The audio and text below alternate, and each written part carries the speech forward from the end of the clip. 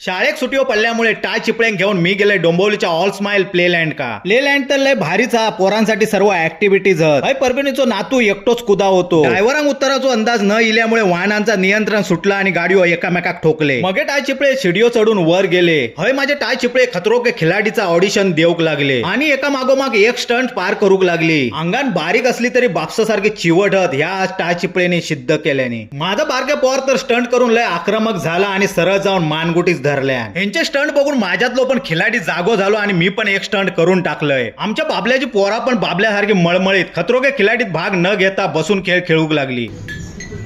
बारक्या मुजिक वाजवेपर्यंत हे कदमिनीचो नातू 4 कदम लांब फेकलो गेलो खतरोगे खिलाडीचा ऑडिशन पास करून टाय चिपळी खाली इली खाली सावतीने आपल्या नातिका खेळवी होती रिव्हर्स गिअर टाकून सावतीने नातीची गाडी खाली सोडल्या गोलीकडे लायसन मागताच गोलीन गाडी सोडून पळ काढल्या माझा बारक्या खतरोगे खिलाडीच्या मुंबई ऑडिशनात हात सुटल्यामुळे थोडक्यासाठी